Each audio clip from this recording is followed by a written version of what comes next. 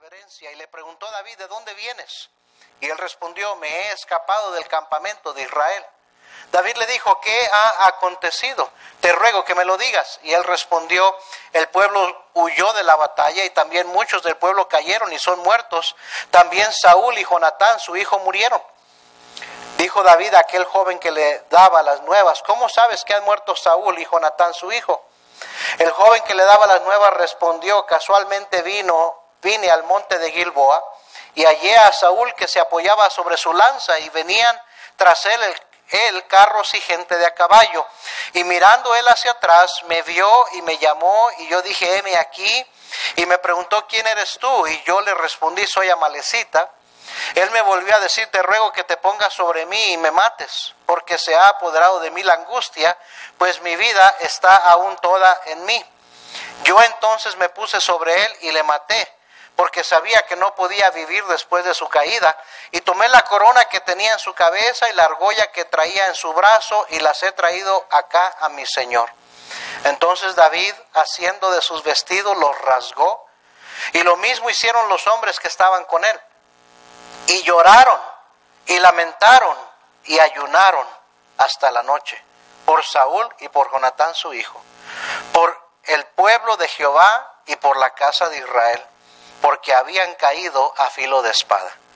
Y David dijo a aquel joven que le había traído las nuevas: ¿de dónde eres tú? Y él respondió: yo soy hijo de un extranjero, amalecita. Y le dijo David: ¿cómo no tuviste temor de extender tu mano para matar al ungido de Jehová? Entonces llamó David a uno de sus hombres y le dijo: ve y mátalo. Y él lo hirió y murió. Y David le dijo: tu sangre sea sobre tu cabeza, pues tu misma boca atestiguó contra ti, diciendo: yo maté al ungido de Jehová. Y endechó David a Saúl y a Jonatán su hijo con esta endecha, y dijo que debía enseñarse a los hijos de Judá. He aquí que está escrito en el libro de Jaser: ha perecido la gloria de Israel sobre tus alturas. ¿Cómo han caído los valientes? No lo anunciéis en Gat, ni deis las nuevas en las plazas de Ascalón, para que no se alegren las hijas de los filisteos, para que no salten de gozo las hijas de los incircuncisos. Montes de Gilboa, ni rocío ni lluvia caiga sobre vosotros, ni seáis tierras de ofrendas, porque allí fue desechado el escudo de los valientes, el escudo de Saúl, como si no hubiera sido ungido con aceite. Sin sangre de los muertos, sin grosura de los valientes, el arco de Jonatán no volvía atrás, ni la espada de Saúl volvía vacía. Saúl y Jonatán, amados y queridos, inseparables en su vida, tampoco en su muerte fueron separados. Más ligeros eran que águilas, más fuertes que leones. Hijas de Israel, llorad por Saúl, quien os vestía de escarlata con deleites, quien adornaba vuestras ropas con ornamentos de oro. ¿Cómo han caído los valientes en medio de la batalla? Jonatán, muerto en tus alturas. Angustia tengo por ti, hermano mío Jonatán, que me fuiste muy dulce, más maravilloso me fue tu amor que el amor de las mujeres. ¿Cómo han caído los valientes? Han perecido las armas de guerra. David se lamentaba. Esa expresión de lamento, ¿cómo han caído los valientes?, se encuentra 3 veces en este endecho, esta endecha que compuso el rey David y mandó que se enseñara a los hijos de Judá. 3 veces lamenta y dice: ¿cómo han caído los valientes? Y ese es el tema de mi mensaje: ¿cómo han caído los valientes? Mientras que muchos en su ejército se estaban quizás regocijando de que su enemigo había sido muerto. Usted recordará que Saúl andaba detrás de David queriéndolo matar, porque Saúl tenía envidia. Él era el rey de Israel, pero Saúl tenía envidia y celos y se sentía amenazado por David. Y entonces en varias ocasiones trató de matarlo y por mucho tiempo lo anduvo persiguiendo. Y David anduvo huyendo de él. Y en 2 ocasiones David tuvo la oportunidad de matar a Saúl antes de que lo matara a él, pero David se detenía y decía: yo no voy a tocar al ungido de Jehová. Si alguien va a quitar al rey, va a ser Dios, porque Dios lo puso, yo no lo voy a quitar. y David esperaba en Dios. Saúl no andaba bien. Usted recuerda que el espíritu de Jehová se había apartado de él y había venido un espíritu malo. Dios había permitido que viniera un espíritu malo a atormentar a Saúl, porque Saúl había desobedecido. Saúl estaba ensoberbecido. Saúl no se había arrepentido de su desobediencia. Y entonces Dios ya le había mandado decir a Saúl que lo iba a quitar, que había buscado a uno mejor que él para que tomara su lugar. Pero Dios sabe cuándo hace las cosas. Pasaron muchos años después de que Dios le dijo eso a Saúl. Y David estaba siendo paciente. A él ya lo habían ungido para ser rey, pero él estaba esperando a que Dios hiciera todo en su tiempo. Y aun cuando él tuvo la oportunidad de haber matado a Saúl, él decía: no, Dios me libre de yo poner la mano encima al ungido de Jehová. Pues aquí vienen las noticias de que Saúl es muerto y su hijo Jonatán. Y David se está lamentando, está llorando, está en luto. Mientras que muchos en su ejército sin duda estaban regocijándose de que el enemigo, Saúl, lo veían como el enemigo, ya había sido muerto. El que los perseguía, porque recuerden que David no andaba solo, andaba un grupo de hombres con él. Entonces todo el ejército de Saúl andaba persiguiendo a David y a sus hombres. Y quizás algunos ahí se estaban regocijando, estaban quizás hasta satisfechos, quizás diciendo: pues bien merecido lo tenía, porque no andaba bien, le tocó lo que se merecía, quizás justificando la muerte de Saúl. Pero David se lamentaba. David se lamentaba mientras que a algunos quizás no les importaba. Decían: a nosotros qué nos importa. Saúl, al fin de cuentas, nosotros no lo seguíamos a él, ya murió. Pues ya murió, ni modo. Pero David se lamentaba. Saúl, con todo y sus defectos y debilidades, era el rey de Israel. Era el líder del pueblo de Dios. Era también un hermano israelita. No era el enemigo. ¿Sí me está escuchando, hermano? No era el enemigo. De hecho, esta batalla estaban peleándola contra los verdaderos enemigos de Israel, los filisteos. El enemigo eran los filisteos. El enemigo no era Saúl. Era uno de ellos. Uno de ellos había caído muerto. Jonatán, el hijo de Saúl, pues nadie sabía lo íntimo que era la amistad que tenían él y David. Eran más que amigos, eran como hermanos. Por eso le dice hermano mío. Se habían prometido lealtad uno al otro, a pesar de que Jonatán, oiga bien, era el hijo de Saúl, y lo más común era que el reino, la corona, le iba a pasar a él por ser el hijo de Saúl. Pero Jonatán ya sabía que su padre no andaba bien y sabía que David había sido ungido para ser rey, y Jonatán le había ya prometido su lealtad a David cuando él fuera ungido rey, y había protegido a su amigo Jonatán en ocasiones de que su padre lo quería matar. Hasta su padre lo vio a él como su enemigo por querer defender a David. Tenían una amistad bien estrecha, bien especial. Así es que aquí está David llorándolos, está en luto, está lamentándose y está, oiga bien, indignado en contra de los verdaderos enemigos de su pueblo y en contra de aquel que alzó su mano para matar a Saúl. Ahora dice la historia en el libro anterior que Saúl se mató a sí mismo, pero ahí quiso salir como el héroe: yo lo maté. Y pues le volaron la cabeza por andar hablando lo que no debía hablar. David pensó que él lo había matado, porque él dijo: yo lo maté, y lo manda a matar. Digo: ¿cómo te atreviste? ¿Cómo te atreviste a levantar tu mano contra el ungido de Jehová? Y lo manda a matar. Está aquí David, oiga bien, está haciendo ver a su ejército, a sus seguidores, una gran lección acerca de la realidad de lo que acababa de suceder. Quería enseñarles una tremenda lección, el rey David. Y hermanos, mi deseo y oración es que aprendamos, usted y yo como cristianos, aprendamos a responder correctamente y espiritualmente cuando un hermano en Cristo, cuando un joven, un hermano adulto, cuando alguien dentro de la familia, de la congregación cae. Porque cristianos siempre han caído y van a caer. Y el tema del mensaje es cómo han caído los valientes.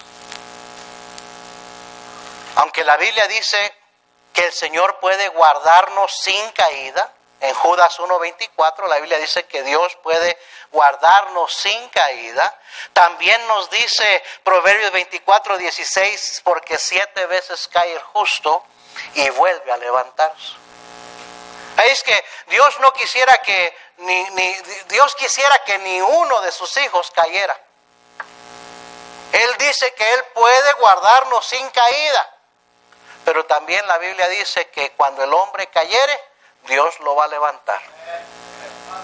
Que 7 veces cae el justo, pero vuelve a levantarse, refiriéndose al cristiano. Tristemente, la realidad es que la mayoría aquí en esta noche hemos caído.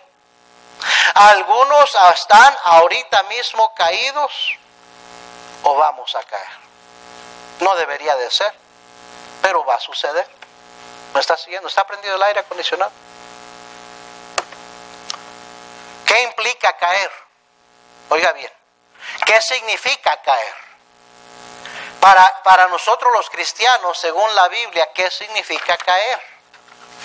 Pues primeramente, número uno, cuando pensamos en que un cristiano puede caer, pensamos en que puede caer en tentación. Amén, hermanos. 1 Timoteo 6:9 dice, porque los que quieren enriquecerse caen en tentación y lazo. Entonces podemos caer en tentación. O sea, cuando vemos esa palabra de caer en la Biblia para el cristiano, necesitamos entender que el cristiano puede caer en tentación. Que cuando un cristiano cae, muchas veces cae porque cayó en tentación. Ahora, todos somos tentados todos los días. Pero ser tentado no es pecado. Caer en tentación es pecado. Y muchas veces porque, oiga bien, no estamos fuertes espiritualmente, andamos en la carne. El Señor Jesucristo dijo que le dijo a sus discípulos, velad y orad, para que no entréis en tentación. A la verdad el espíritu está dispuesto, pero la carne es débil. Y muchas veces caemos en tentación y pecamos contra Dios. Y a veces cometemos pecados terribles porque no estamos alimentándonos espiritualmente, porque no estamos orando, porque no estamos fuertes espiritualmente, andamos en la carne y la carne fácilmente cae en tentación. ¿Me estás siguiendo, hermano? Cuando pensamos en un cristiano caer, también la Biblia habla de que podemos caer de nuestra firmeza. El cristiano puede caer de su firmeza en los caminos del Señor, su firmeza en Cristo. Segunda de Pedro 3:17 dice, así que vosotros, oh amados, guardaos, no sea que arrastrados por el error de los inicuos, caigáis de vuestra firmeza. Cuando pensamos que un cristiano puede caer, puede ser que cayó en tentación, puede ser que cayó de su firmeza, ya no está firme como antes estaba firme. También la Biblia habla de caer en el error. Podemos caer en el error. Dice Mateo 5:14, dejadlos, hablando de los fariseos, son ciegos, guías de ciegos, y si el ciego guiare al ciego, ambos caerán en el hoyo. Y está hablando de la doctrina de los fariseos. Y muchas veces podemos errar. Dice la Biblia, hermanos míos, no erréis. Las malas conversaciones corrompen las buenas costumbres. Y muchas veces cuando hablamos de caer, ¿verdad? Cuando la Biblia habla de caer, puede ser caer en el error. Qué terrible es caer en el error, ser engañados y caer en el error. Y peor tantito si es el error de ir en pos de una mala o falsa doctrina. Amén, hermanos. Cuando la Biblia habla de caer para el cristiano, está refiriéndose de que muchas veces cristianos caen en algún tropiezo o por algún tropiezo. Romanos 14:13 dice, así que ya no nos juzguemos más los unos a los otros, sino más bien decidir no poner tropiezo u ocasión de caer al hermano. En 1 Corintios 8:13 dice, por lo cual, si la comida le es a mi hermano ocasión de caer, decía el apóstol Pablo, no comeré carne jamás para no poner tropiezo a mi hermano. Muchas veces, hermanos, caen porque alguien fue de tropiezo para ellos. Y también caer para el cristiano puede implicar caer de la fe. ¿Cómo que caer de la fe? No que perdamos nuestra salvación, pero mire lo que dice 2 de Pedro 1:3, vaya conmigo por favor. Y dejo una marca en 2 de Samuel 1, ahorita regresamos allá. Pero 2 de Pedro, capítulo 1 y versículo 3, sígame con su vista por favor. Dice la Biblia, como todas las cosas que pertenecen a la vida y a la piedad nos han sido dadas por su divino poder, mediante el conocimiento de aquel que nos llamó por su gloria y excelencia, por medio de las cuales nos ha dado preciosas y grandísimas promesas, para que por ellas llegases a ser participantes de la naturaleza divina, habiendo huido de la corrupción que hay en el mundo a causa de la concupiscencia, vosotros también poniendo toda diligencia por esto mismo, añadid a vuestra fe virtud, a la virtud conocimiento, al conocimiento dominio propio, al dominio propio paciencia, a la paciencia piedad, a la piedad afecto fraternal y al afecto fraternal amor, porque si estas cosas están en vosotros y abundan, no os dejarán estar ociosos ni sin fruto en cuanto al conocimiento de nuestro Señor Jesucristo. Pero el que no tiene estas cosas tiene la vista muy corta, es ciego, habiendo olvidado la purificación de sus antiguos pecados. Por lo cual, hermanos, tanto más procurad hacer firme vuestra vocación y elección, porque haciendo estas cosas, ¿no qué dice? Caeréis jamás. ¿Caer de qué? Pues el contexto ahí está hablando de añadir a la fe, de siempre estar cuidando la fe, añadiendo a la fe, tratando de mejorar en la fe. Y dice, si haces estas cosas no caerás jamás. ¿Caer de qué? Caer, pienso yo, de la vida de fe, la vida cristiana. Y mire, aquí se abre, en este pasaje se abre un montón de cosas, miren aquí, en las que podemos caer como cristianos, como uno puede caer en la concupiscencia. Ahí habla de la concupiscencia. La concupiscencia son los deseos engañosos de la carne. Uno puede caer en el engaño de su propia carne, los malos deseos. Uno puede caer de la santidad y la consagración personal. Aquí mismo podemos estar, sí, nosotros no vemos el corazón, nosotros no podemos ver la consagración, nosotros no podemos ver la santidad personal, pero Dios sí la ve. Y podemos estar aquí sentados entre hermanos que tienen apariencia de piedad, dice la Biblia, pero con sus hechos, con su vida niegan la eficacia de esa piedad. O sea que realmente no son consagrados, no se santifican. Y hay muchos cristianos que en algún tiempo eran consagrados y han caído de su consagración, han caído de su santidad, han caído en sus propias concupiscencias. Hay que tener cuidado con la carne, hermanos. Hay que tener cuidado con el corazón. Dice la Biblia que el corazón es engañoso más que todas las cosas y perverso. Y nos puede engañar. Dice la Biblia en Gálatas 6:7, no os engañéis. Dios no puede ser burlado, pues todo lo que el hombre sembrar, eso también segará. El que siembra para la carne, de la carne segará corrupción. Y muchas veces caemos de nuestra vida consagrada. También uno puede caer en una vida infructuosa. Dice ahí, está hablando de que estas cosas, estando añadiendo a la fe y cuidando estas cosas, no nos van a dejar estar sin fruto. Podemos caer en una vida infructuosa, perezosa. Ahí la Biblia habla que si hacemos estas cosas no estaremos sin fruto y ociosos. Y muchas veces podemos caer en el ocio, en la pereza, en una vida infructuosa. Recuerde que el Señor nos llamó para que lleváramos fruto. Uno puede caer en la ingratitud. Aquí nos está hablando Pedro de que no tiene estas cosas, tiene la vista muy corta, es ciego, habiendo olvidado la purificación de sus antiguos pecados. ¿Sabe lo que quiere decir eso? Falta de gratitud. Cuando se nos olvida el precio que Cristo pagó por nosotros en la cruz del Calvario. Podemos caer en la inutilidad, en no ser útiles para el Señor. Podemos caer fuera de la voluntad de Dios en nuestras vidas. A cualquiera le puede pasar, especialmente al que se cree estar firme y al que se cree ser espiritual. Por eso dice 1 Corintios 10:12, así que el que piensa estar firme, mire que no caiga. Ten cuidado que no caigas, porque muchas veces precisamente el que piensa que está bien, como Pedro, ¿se acuerda? ¿Se acuerda de Pedro? Que cuando el Señor les dijo, ¿verdad? Esta noche todos se van a escandalizar de mí. Yo no, Señor, todos estos sí. Todos estos te van a abandonar, que quizás te abandonen, pero yo nunca te voy a abandonar. Y fue el primerito en negar al Señor. Fue el primerito en acobardarse. ¿Sí me está siguiendo, hermano? Dice el dicho, más rápido cae un hablador que un cojo. Amén.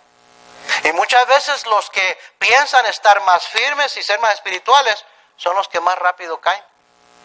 Y por eso la advertencia, el que piensa estar firme, cuida que no caigas. Entonces, ¿qué es caer? Quiero poder agarrar esta declaración, ¿verdad? Que hizo ese lamento de David, cómo han caído los valientes, y aplicarlo a nosotros como cristianos, a la iglesia, a la familia del Señor. A veces cristianos van a caer. Y ya expliqué en las tantas cosas, número de cosas, en pecados y tentaciones y errores en las que puede caer un cristiano. ¿Sí o no? Ahora, ¿quiénes son los valientes? Porque exclama el rey David, ¿cómo han caído los valientes? ¿Quiénes son los valientes? Examinemos por un momento quiénes son los verdaderos valientes. En el día de hoy, en los caminos del Señor el día de hoy, no se esté durmiendo. ¿Quiénes son los valientes? Yo digo que todo aquel que profesa a Cristo como su único y suficiente Salvador es valiente. ¿Por qué dice eso, pastor? Miren Romanos capítulo 10, versículo 9. Romanos 10, 9. Que si confesares con tu boca que Jesús es el Señor y creyeres en tu corazón que Dios le levantó de los muertos, serás salvo. Porque con el corazón se cree para justicia, pero con la boca se confiesa para salvación. Pues la Escritura dice, todo aquel que en él creyere no será ¿qué? Avergonzado. Mire, se toma valor. Se toma valor aceptar a Cristo. Se toma valor y dejar la corriente que llevábamos, ir en contra de la corriente y seguir en pos de Cristo. Mateo 10, 32 y 33 dice el Señor Jesucristo, a todo el que me confiese delante de los hombres, yo también le confesaré delante de mi Padre que está en los cielos. Y todo aquel que me negare delante de los hombres, yo también le negaré delante de mi Padre que está en los cielos. Se toma valor no negar a Cristo. Se toma valor aceptarle públicamente como Salvador personal. Amén, hermanos. Hacer una profesión pública de fe. Por eso cuando alguien acepta a Cristo le animamos a que lo haga público, no porque eso es idea de nosotros, porque Cristo dijo que no debíamos de negarle delante de los hombres, no debíamos avergonzarnos de él. Entonces le decimos a la persona, si realmente has puesto tu fe en Cristo, pasa al frente, haz una profesión pública de fe, que otros puedan ver lo que hiciste con Cristo en tu vida. Amén, hermanos. Y se toma valor. Eso es lo que es ser valiente, tener valor. Se toma valor aceptar a Cristo. ¿Quiénes son los valientes? Todo aquel que permanece fiel en Cristo. Juan capítulo 15, versículo 4. Juan capítulo 15, versículo 4 y 5. Permaneced en mí. Este es Cristo hablando. Permaneced en mí y yo en vosotros, como el pámpano no puede llevar fruto por sí mismo si no permanece en la vid, así tampoco vosotros si no permanecéis en mí. Yo soy la vid, vosotros los pámpanos. El que permanece en mí y yo en él, este lleva mucho fruto, porque separados de mí nada podéis hacer. Ahora, mire el versículo 18. Está hablándole al mismo grupo de personas en el mismo contexto, versículo 18. Si el mundo os aborrece, sabed que a mí me ha aborrecido antes que a vosotros. Si fuerais del mundo, el mundo amaría lo suyo, pero porque no sois del mundo, antes yo os elegí del mundo, por eso el mundo os aborrece. Acordaos de la palabra que yo os he dicho, el siervo no es mayor que su Señor. Si a mí me han perseguido, también a vosotros os perseguirán. Si han guardado mi palabra, también guardarán la vuestra. ¿Qué está diciendo el Señor? Permanecer en Cristo va a costarte críticas, va a costarte quizás que ser perseguido, ser atacado, ser aborrecido. Se toma valor permanecer en Cristo, permanecer fieles al Señor, aunque otros no lo estén siendo. ¿Quiénes son los valientes? Todo aquel que testifica de Cristo a otros. Segunda de Timoteo 1:7. Vaya conmigo, por favor. Segunda de Timoteo 1, versículo 7. Este es Pablo escribiéndole a su discípulo Timoteo. Recuerde que Timoteo algo le había sucedido. Timoteo no era el mismo de antes, y aquí el apóstol está exhortando a avivar el fuego del don de Dios que estaba en él. Dice el versículo 7, porque no nos ha dado Dios espíritu de cobardía, sino de poder, de amor y de dominio propio. Por tanto, note que avergüences de dar testimonio de quién, de nuestro Señor, ni de mí preso suyo, sino participa de las aflicciones por el Evangelio según el poder de Dios. Pablo está escribiéndole a Timoteo de la cárcel. ¿Y por qué estaba encarcelado? Por predicar el Evangelio de Cristo. Y le dice Pablo a Timoteo, no te acobardes. Dios no nos ha dado espíritu de cobardía, sino de poder, de amor, de dominio propio. No te avergüences de dar testimonio de nuestro Señor. Versículo 9, quien nos salvó y llamó con llamamiento santo, no conforme a nuestras obras, sino según el propósito suyo y la gracia que nos fue dada en Cristo Jesús antes de los tiempos de los siglos. Hermano, se toma valor ir y hablarle a otros de Cristo. Se toma valor ir a tocar puertas a ganar almas. Se toma valor, ¿verdad? Por eso dice el Señor, irán dando y llorando el que lleva la preciosa semilla. Muchas veces hay lágrimas, muchas veces hay desprecios, hay rechazos cuando uno va predicando el Evangelio, y se toma valor hacerlo. El valiente es aquel que lleva el Evangelio. ¿Me está siguiendo, hermano? ¿Quiénes son los valientes? Oiga bien, todo aquel que decide no identificarse con el mundo y con los pecadores y ser diferente porque es cristiano. Primera de Pedro 4, versículo 1. Primera de Pedro 4:1. Puesto que Cristo ha padecido por nosotros en la carne, vosotros también armados del mismo pensamiento, pues quien ha padecido en la carne terminó con el pecado, para no vivir el tiempo que resta en la carne conforme a las concupiscencias de los hombres, sino conforme a la voluntad de Dios. Baste ya el tiempo pasado para haber hecho lo que agrada a los gentiles, andando en lascivias, concupiscencias, embriagueces, orgías, disipación y abominables idolatrías. A estos les parece cosa extraña que vosotros no corráis con ellos en el mismo desenfreno de disolución y os ultrajan. Versículo 12, amados, no os sorprendáis del fuego de prueba que os ha sobrevenido, como si alguna cosa extraña os aconteciese, sino gozaos por cuanto sois participantes de los padecimientos de Cristo, para que también en su revelación de su gloria os gocéis con alegría. Si sois vituperados por el nombre de Cristo, sois bienaventurados, porque el glorioso Espíritu de Dios reposa sobre vosotros. Ciertamente de parte de ellos Él es blasfemado, pero por vosotros es glorificado. Hermanos, se toma valor identificarse con Cristo. Se toma valor no participar con los pecadores, no andar repitiendo las malas majaderías que dicen ellos y los chistes sucios, y andar en la fiesta embriagándose donde están fumando y bebiendo, y aún con la misma familia decir, nosotros no vamos a participar de eso porque somos cristianos. Se toma valor. Se toma valor. Amén, hermanos. ¿Quiénes son los valientes? Todo aquel que predica la palabra de Dios. Segunda de Timoteo 4:1. Segunda de Timoteo 4:1.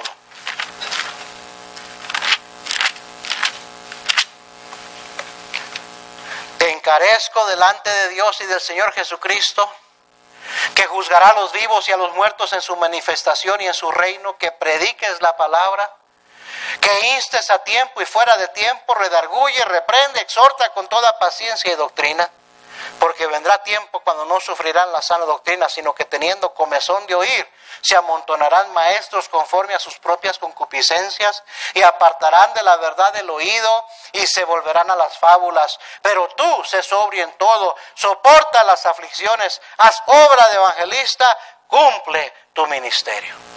Mire, hermanos, en los tiempos que van pasando, conforme va pasando el tiempo, más y más difícil, y se toma más y más valor pararse y predicar este bendito libro, predicar todo el consejo de Dios. Mis respetos para todo predicador que se para con valor y levanta la palabra de Dios en alto y la predica sin reservas y nombra el pecado por lo que es y le dice a la gente la verdad. El apóstol Pablo recuerda que le dijo a los Gálatas: me he hecho vuestro enemigo por deciros la verdad. Y muchas veces uno se va a echar enemigos por predicar la verdad. Muchas veces lo que uno tiene que decir no es lo más popular y la gente lo malentiende muchas veces y lo juzga mal y lo critica y le agarra resentimientos y un montón de cosas. Pero la Biblia manda al pastor, al predicador, a instar a tiempo y fuera de tiempo, predicar, redarguir, reprender con toda autoridad. Dice: cumple tu ministerio. Pastores que dicen que el promedio de la mayoría de los pastores, el tiempo que duran en una iglesia, son 5 años. Ese es el promedio. Y cuitean, como dicen, renuncian. Es que gloria a Dios por pastores que aguantan 10, 15, 20, 25, 30 años. No es fácil, hermanos, permanecer fiel predicando la palabra de Dios. Tito capítulo 2 versículo 1. Y no estamos para rascarle la orejita a la gente. No estamos para darle lo que le gusta a la gente. Estamos para agradar al Señor. Es la verdad. Y si usted es aspirante al ministerio y quiere predicar un día, hermanos, se va a tomar valor para que usted se pare semana tras semana, servicio tras servicio, a predicar la palabra de Dios. Tito capítulo 2 versículo 1. Y muchas veces el predicador tiene que decir cosas que no les gusta escuchar a la gente, que no es lo más popular, pero uno debe de predicarlo. Tito 2:1, pero tú habla lo que está de acuerdo con la sana ¿qué? Doctrina, no con los movimientos que hay, no con lo que está a la moda, no con lo que le gusta a la gente, lo que está de acuerdo con la sana doctrina. Versículo 15, esto habla y exhorta y reprende con toda autoridad, nadie te menosprecia. Se toma valor. Ahora, dije todo eso, hermano, para que míreme aquí, por favor. Ahora, mire a su alrededor, haga así, atrás, enfrente, mire a su alrededor. Hermanos, estamos rodeados de hermanos y hermanas valientes. Estamos rodeados de hermanos en Cristo y hermanas en Cristo, aún jovencitos y jovencitas valientes. ¿Me está siguiendo, hermano? Cobardes son los impíos. Cobardes son los burladores, los escarnecedores, los que rechazan a Cristo, los que van con la corriente del mundo, los que no sirven a Dios, los que no hacen nada por la causa de Cristo. Esos son los cobardes. Los valientes son los que no nos avergonzamos de ser cristianos, los que no nos avergonzamos de permanecer fiel, los que no nos avergonzamos de llevar el evangelio. Amén, hermanos. ¿Cuál debería ser nuestra actitud hacia los valientes? ¿Quiénes son los valientes? ¿Quiénes son los valientes? Los hermanos en Cristo. ¿Cuál debería ser nuestra actitud hacia los valientes, hacia los hermanos? Regrese a 1 de Pedro 4, versículo 5, porque aquí el apóstol acaba de decirnos que basta ya el tiempo pasado para andar, ¿verdad?, con los impíos, en el pecado, en la mundanalidad, con los pecadores, que no nos identifiquemos con ellos, que somos de Cristo. Y dice en el versículo 5, 1 de Pedro 4, 5, ¿ya lo encontró? Pero ellos, los que les parece cosa extraña que nosotros no corramos con ellos y hasta nos ultrajan, nos maltratan, se burlan de nosotros, nos critican. Versículo 5, pero ¿qué dice? Ellos, mire hermano, es aquí, usted puede verlo en las epístolas, cuando Pablo, Pedro, los apóstoles le dicen nosotros, y dicen ellos. Estamos nosotros y están ellos. Hay una diferencia entre el cristiano y el impío, el incrédulo. Hay una diferencia entre el valiente y el cobarde. Y aquí Pedro está escribiéndole a nosotros los creyentes. Y luego dice ellos, a ellos les parece cosa, ellos les van a dar cuenta al Señor. Mira el versículo 5. Pero ellos darán cuenta al que está preparado para juzgar a los vivos y a los muertos. Porque por esto también ha sido predicado el evangelio a los muertos, para que sean juzgados en carne según los hombres, pero vivan en espíritu según Dios. Mas el fin de todas las cosas se acerca. Sed pues sobrios y velad en oración. ¿A quién le está hablando? A cristianos, ¿no? Amén. Versículo 8. Y ante todo, tened ¿entre qué? Entre vosotros, entre nosotros, ferviente ¿qué? Amor, porque el amor cubrirá multitud de... ¿Sabe qué? Los hermanos vamos a pecar. Los cristianos pecamos. Los cristianos fallamos. Y muchas veces los cristianos caemos. ¿Sí me está siguiendo, hermano? ¿Cómo han caído los valientes? Pero dice esto: y ante todo, tened entre vosotros ferviente ¿qué? Amor, porque el amor cubrirá multitud de pecados. Hospedaos los unos a los otros sin murmuraciones. Cada uno según el don que ha recibido, ministrelo a los otros como buenos administradores de la multiforme gracia de Dios. Si alguno habla, hable conforme a las palabras de Dios.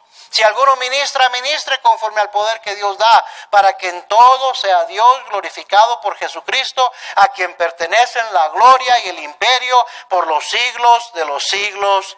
Amén. Según esto, oiga bien, según esta exhortación aquí, lo que nos está diciendo el apóstol Pedro aquí, inspirado por el Espíritu Santo a nosotros, que debería ser nuestra actitud para con los hermanos en Cristo. En primer lugar, hay que diferenciar, si este es un hermano en Cristo, este es mi hermano, este es uno de los míos. No soy de ellos, no somos de ellos, no somos de los impíos, de los incrédulos, de los burladores, de los escarnecedores. Somos cristianos, es mi hermano en Cristo, somos valientes porque nos hemos identificado con Cristo. ¿Cuál debería ser nuestra actitud hacia los hermanos? Deberíamos ser sobrios. Porque ahí dice, ¿verdad? Sed sobrios y velad en oración. Deberíamos ser sobrios. Recuerda lo que dice allá adelante en el capítulo 5, versículo 8. Sed sobrios y velad, porque vuestro adversario, el diablo, como león rugiente, anda alrededor buscando a quien devorar. Los cristianos deberíamos de saber identificar quién es nuestro enemigo.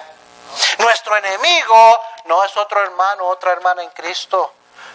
Amén. Nuestra lucha no es contra sangre y carne. Nuestro enemigo es Satanás. Es nuestro común enemigo. Necesitamos estar unidos. Necesitamos estar orando unos por otros, velando unos por otros, sobrios, porque el diablo anda alrededor como león buscando a alguien que devorar. Y va a tratar de agarrar a nuestros hermanos en Cristo. Me va a tratar de agarrar a mí. Más bien deberíamos de cuidarnos unos a otros, velar unos por otros, orar unos por otros. Deberíamos apoyarnos en oración unos por otros. Deberíamos amarnos unos a otros porque el amor cubrirá multitud de pecados. Hay que ayudar a los hermanos en Cristo, no hablar mal de ellos. David nunca se rebajó a hablar mal y a criticar a Saúl, aunque Saúl andaba levantándole falsas acusaciones a él y buscándolo para matarlo, pero él nunca profirió ninguna maldición contra el siervo de Dios. ¿Me estás siguiendo? Hay que ministrarles, dice la Biblia, hay que ministrar, quiere decir servir. Estamos para servirnos unos a otros en el amor de Cristo. Amén, hermanos. Entonces, ¿cuál debería ser nuestra actitud hacia los valientes, hacia los hermanos? Hay que ser sobrios, hay que orar por ellos, hay que amarlos, hay que ayudarles, no hablar mal de ellos, hay que ministrarles.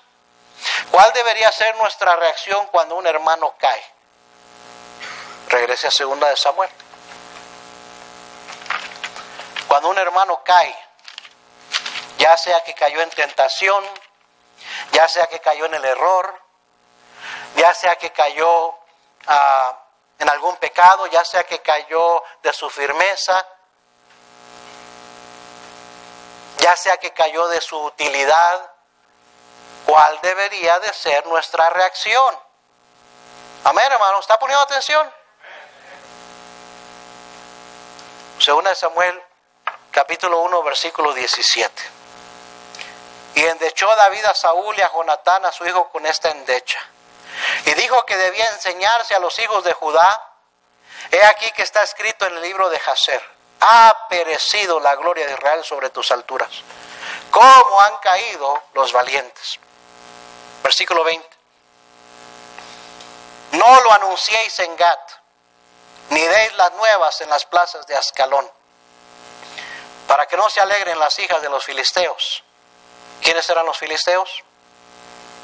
Los enemigos de Israel. Para que no salten de gozo las hijas de los incircuncisos, los que no eran del pueblo de Israel. ¿Sabe lo que no deberíamos hacer cuando un hermano cae?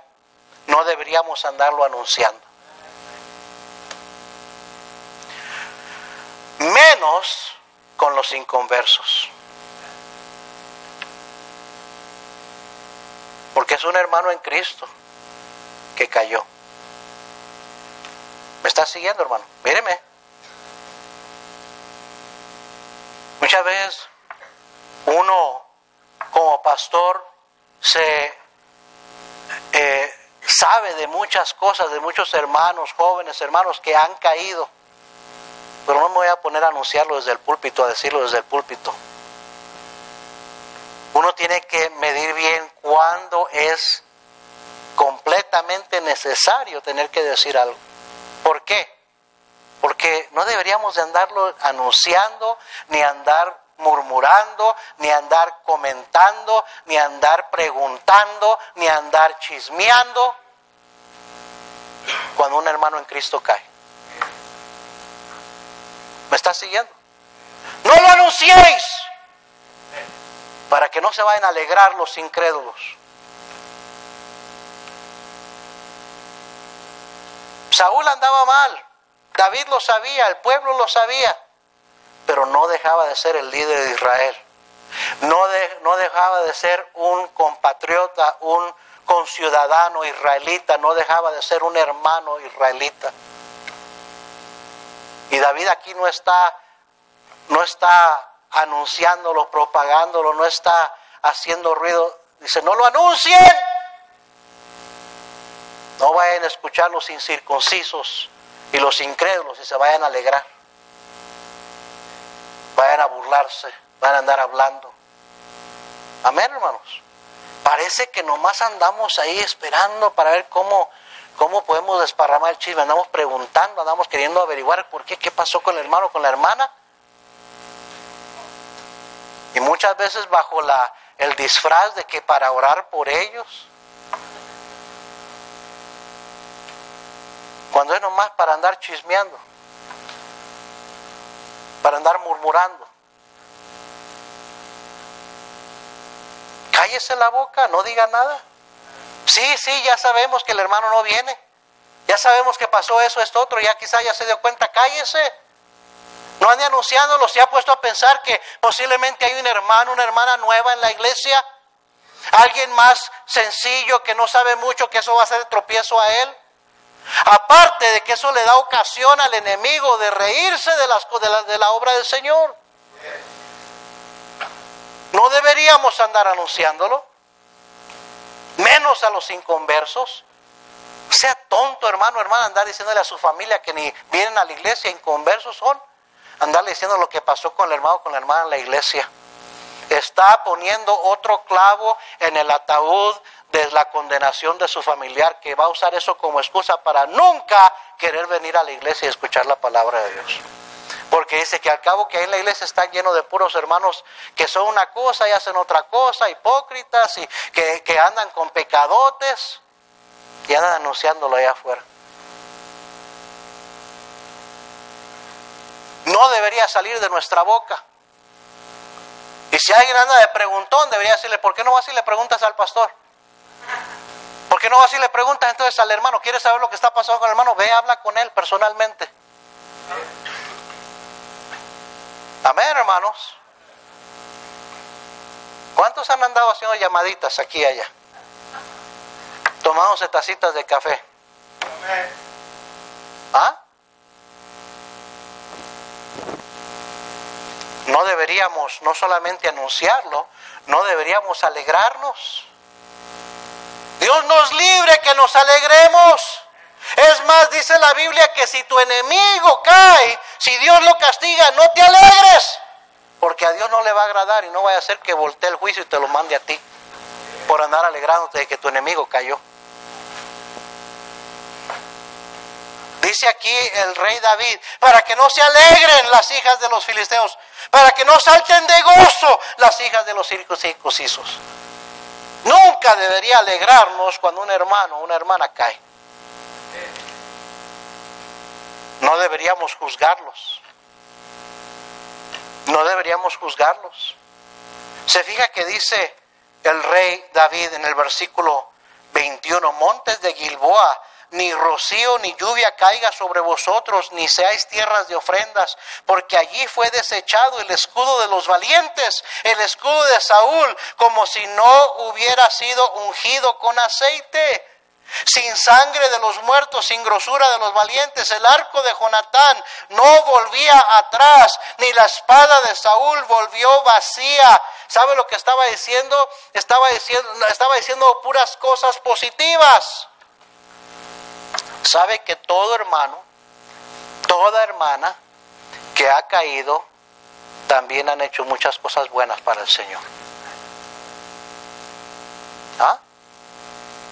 Yo he conocido pastores que han caído en pecado, pero cómo Dios los usó, cómo almas fueron salvas bajo su ministerio. Ok, cometieron un error, ok, cometieron un pecado, cayeron, ya no están en el ministerio, pero ¿quién soy yo para andarlos criticando? Para andar hablando de ellos, para andar juzgándolos. ¿Me está siguiendo, hermano? Me da temor empezar a juzgarlos, porque yo no soy sin pecado, porque yo soy un hombre falible, débil también. Y miren lo que dijo Cristo allá en Mateo 7, versículo 1.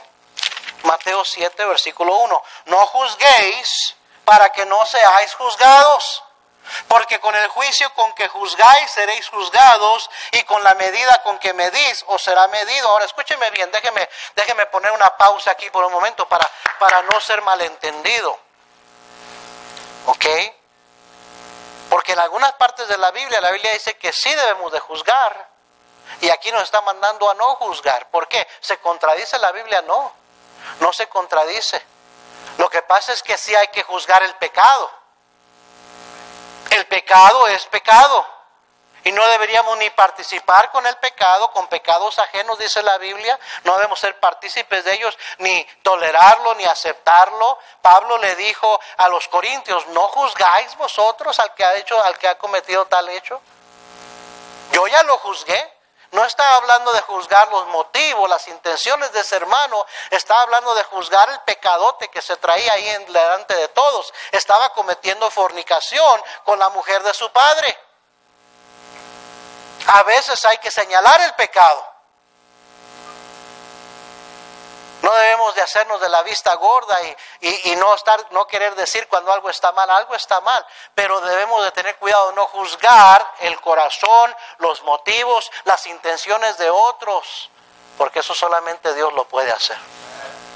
Y a eso se refiere cuando dice, no juzguéis para que no seáis juzgados, porque con el juicio con que juzgáis, mira, esto es lo que me da miedo, con el juicio con que juzgáis, seréis juzgados, y con la medida con que medís, os será medido. ¿Sí entiende lo que dice este versículo?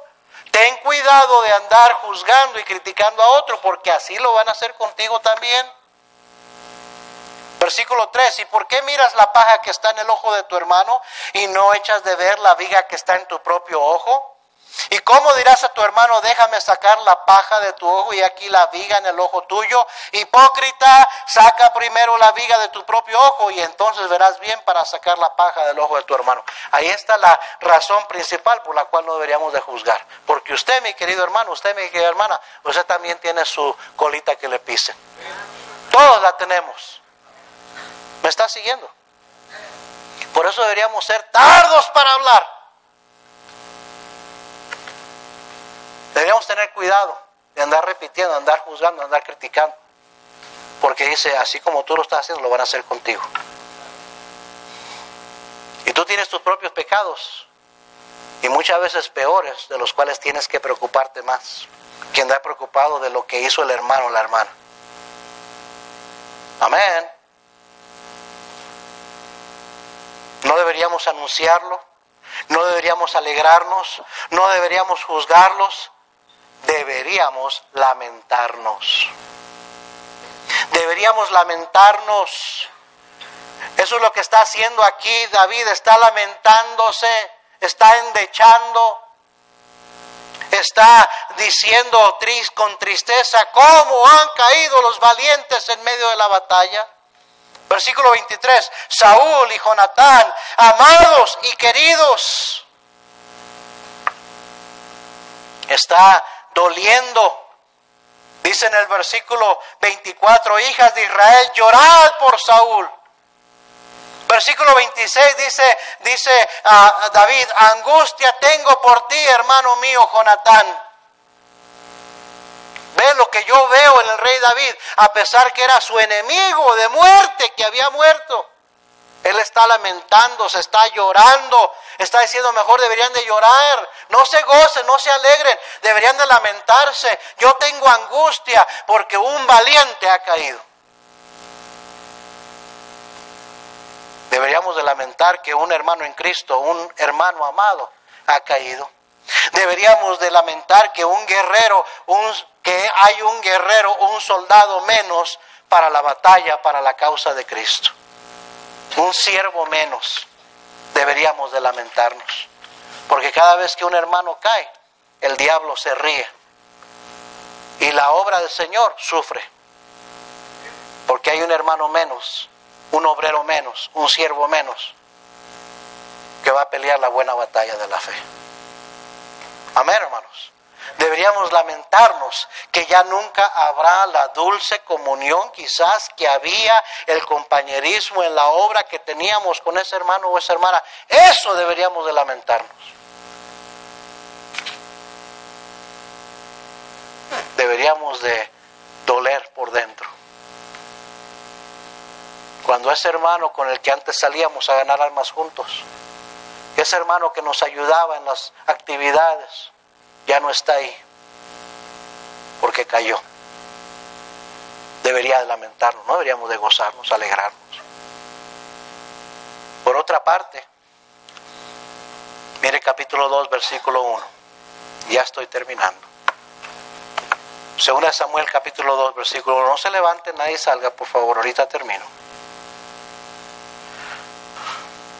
Capítulo 2, versículo 1 de Segunda de Samuel. Después de esto aconteció que David consultó a Jehová diciendo, ¿subiré a alguna de las ciudades de Judá? Y Jehová le respondió, sube. David volvió a decir, ¿a dónde subiré? Y él le dijo, a Hebrón. David subió allá y con él sus dos mujeres, a Ahinoam, Jezreelita, y Abigail, la que fue mujer de Nabal, el de Carmel. Llevó también David consigo a los hombres que con él habían estado, cada uno con su familia, los cuales moraron en las ciudades de Hebrón. Y vinieron los varones de Judá y ungieron allí a David por rey sobre la casa de Judá. Y dieron aviso a David diciendo: los de Jabes de Galad son los que sepultaron a Saúl. Entonces envió David mensajeros a los de Jabes de Galad diciéndoles: benditos seáis vosotros de Jehová, que habéis hecho esta misericordia con vuestro señor, con Saúl, dándole sepultura. Ahora pues Jehová haga con vosotros misericordia y verdad, y yo también os haré bien por esto que habéis hecho. Esfuércense pues ahora vuestras manos y sed valientes, pues muerto Saúl vuestro señor, los de la casa de Judá me han ungido por rey sobre ellos. ¿Sabe qué acaba de suceder aquí? Ya murió Saúl. David está lamentando, se está llorando, está diciéndole al pueblo cuál debería ser su actitud cuando un valiente cae. Pero llega el capítulo 2 y ¿sabe qué? Hay que seguir adelante con la obra. Hay que seguir adelante con los planes de Dios. Mire, mi hermano, ya estoy terminando. David va para ser ungido por rey. Estaba doliendo, estaba angustiado, estaba lamentando, pero la obra del Señor tenía que seguir adelante. Y a él le tocaba ir a ser ungido por rey. Para ya solidificar el reino. Asegurar, afirmar el reino. Porque todavía había un enemigo contra el cual pelear. Todavía había batallas que pelear. Y por eso le dice: esfuércense sus manos. Todavía hay que seguir adelante. En otras palabras, no nos podemos quedar lamentando y llorando. ¿Sí me entiende, hermano? No podemos pararnos y detenernos a lamentar y a llorar. Míreme aquí, cuando un hermano ha caído. No podemos dejar que nos afecte, decir: ay, ya me desanimé, ya mejor me siento, ya no voy a hacer, no voy a ir, porque no. El hermano, yo tanto que lo apreciaba, yo tanto, y ya no viene, ya cayó, entonces yo tampoco. No. Todavía hay una obra que hacer. Todavía hay que seguir adelante peleando la buena batalla de la fe. ¿Me está siguiendo, hermano? No podemos pararnos, detenernos. Mire 2 Samuel 20, bien rapidito, ya estoy acabando. 2 Samuel 20, versículo 7. Quiero ilustrarles este principio. Hay que seguir adelante, todavía hay una causa.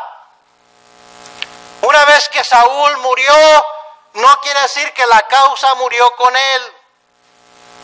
Amén. Todavía hay una causa por la cual vivir, por la cual luchar, por la cual pelear. 2 Samuel 20, versículo 7. ¿Ya lo encontró?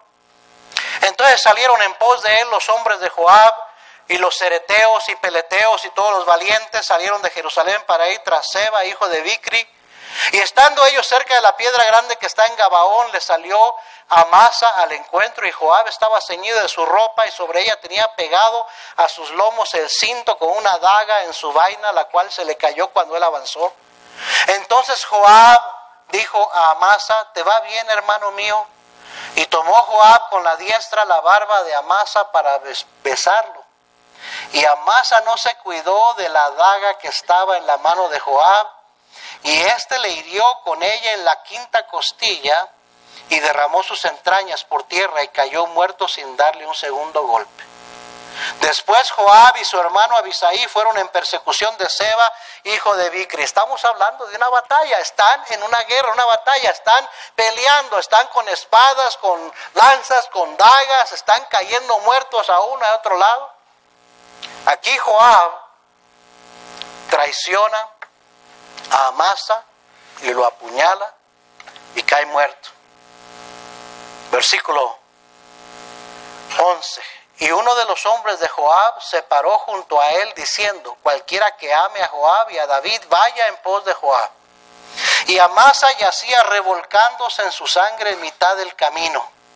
Y todo el que pasaba al verle, ¿qué dice?